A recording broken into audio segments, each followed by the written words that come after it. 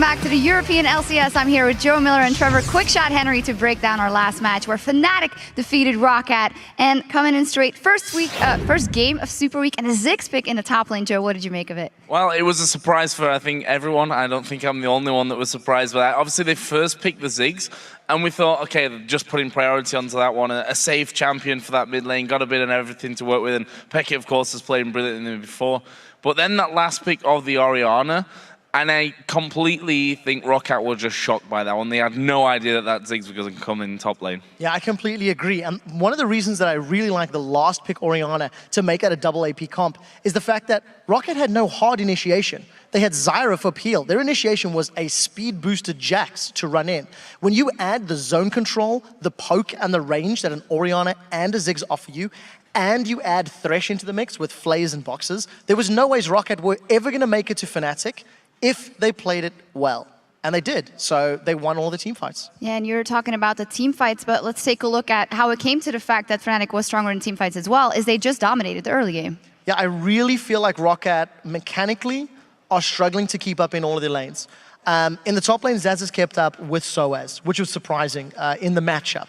But Overpower fell behind Peke, who got a new record for 300 CS in the LCS at 2152. In the bottom lane, Silva, again, falling behind his lane opponent.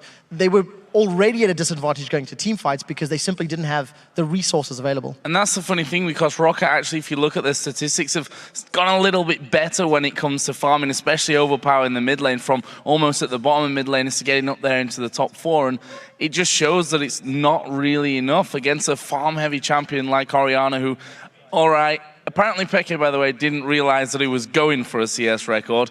And we also have to say that Zyra's plants always help out. Absolutely. It did look like he was going for it, actually. But as you mentioned, not the best team comp to fight from the side of ROCCAT. Then we saw they tried to go for something special, a flank. We're actually going to watch a replay from maybe a last-ditch effort. We're going to bring that up on the screen right now. They said, we're going to try and flank him and get them that way. Yeah, you're 100% right. This is ROCCAT trying to jump on Fnatic. If you look at the minimap, Soaz is nowhere near. He does have a Mega Inferno Bomb from range, which is always going to help, but roll this clip out.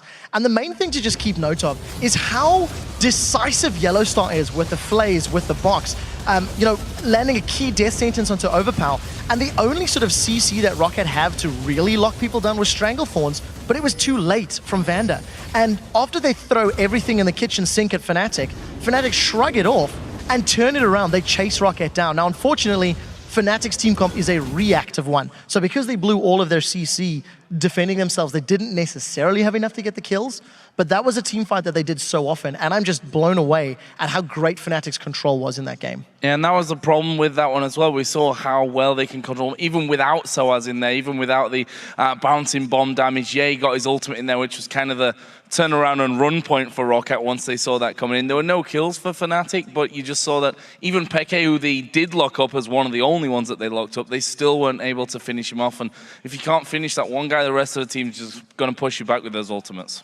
Final question. We talked to Soaz just a second ago, and he said it himself. I like this meta a lot more. How key do you think that factor is to Fnatic going forward? Oh, a massive factor. I mean, you go back to the spring split, their losing streak, Soaz took a lot of the hits personally. He struggled. I think a top lane Ziggs will work against some teams.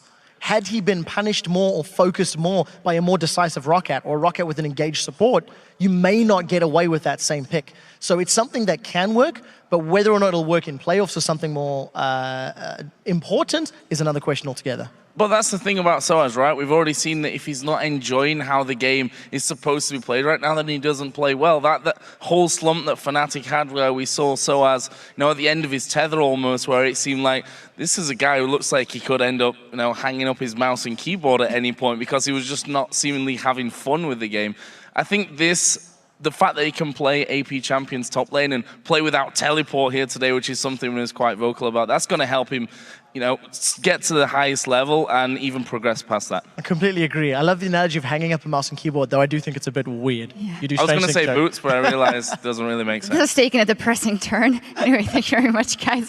We're going to send it back over to D-Man and the Fish Show as the LCS